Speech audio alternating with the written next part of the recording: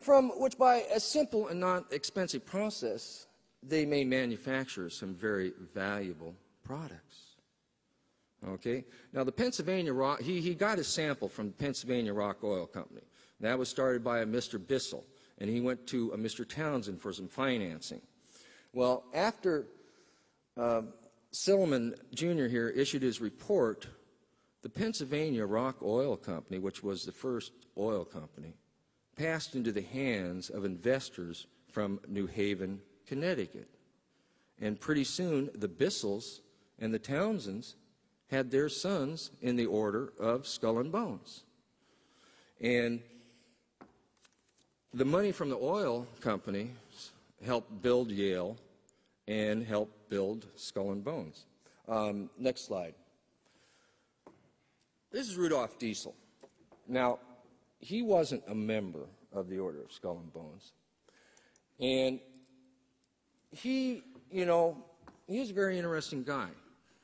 If you read about Rudolf Diesel, he didn't invent his engine just because he was a smart guy. He invented his engine because he had a social conscience. And he didn't want the farmers and everybody to be beholden to the monopoly. So he created the diesel engine. And at the 1900 exposition, he ran it on peanut oil. Okay? This is in the 1900s. And there's a big history of it. And he died in 1913. He was going across the English Channel and woke up with the fishes. And within 20 years, his engine was running just on petrochemicals. And petrochemicals, aren't just gasoline. They're plastic and all other kinds of things, and make the medicine and whatnot. And it's done another reason why marijuana and hemp is illegal, because cannabis is a huge competitor of petrochemicals. We do not have to be awash in petrochemicals. And I know there are people that say that, it's going to take too long for us to change. I don't believe that. We can change a lot faster, and we do not have to be addicted to oil. Next slide.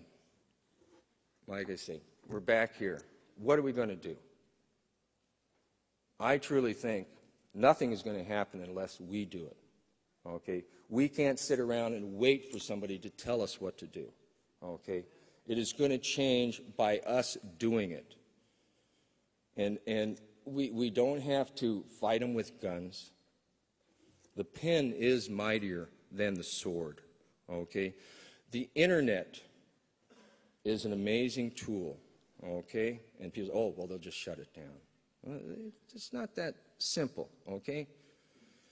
Our culture exceeds their conspiratorial designs. Okay?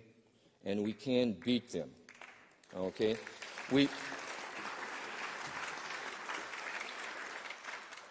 The internet, the only thing that we have in the historical past like it is Gutenberg's press. And Gutenberg's press got rid of the oligarchy at that time, the Roman Catholic Church, which if you didn't believe what they said, you burned, and also brought us about our republic through the books that were developed and the thoughts that went back and forth. And us people are way much stronger than these people. The main tool that they have right now is the media. Okay? But look, with all of their power and with everything that they have, all the stuff they have behind them, the most that they can do is to get 2,500 people in a southern military town to say, oh, isn't George Bush great? Okay? But several 100,000 people marched impromptu in New York City. Okay?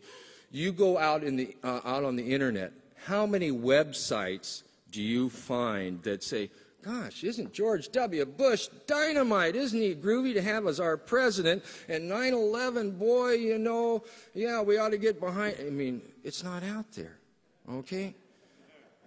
Because people aren't buying what they're selling, okay? But one thing that people don't have is they don't have another place to go to get it, okay? There is the Internet, and they can go to get there. They have tried to, make the Internet look bad and whatnot, but it is happening. We haven't even seen all the reverberations that the Internet has already created, okay? And what we need to do is just to bring it to a head, okay? And this isn't just happening in the United States. This is happening worldwide. And there is a change that happened. There's another book called Generations, which came out in the late 1990s.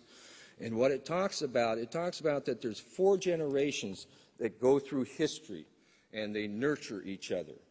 And at a certain point in time, there is a big change that happens, and no matter who you are, what you are, you can't stop it. And these guys talked about in 1990 that this was going to happen in 2003, 2004, when that change was going to start. And it is started. And now is the time to come to the aid of your country. And we need to go out in the streets. Thank you.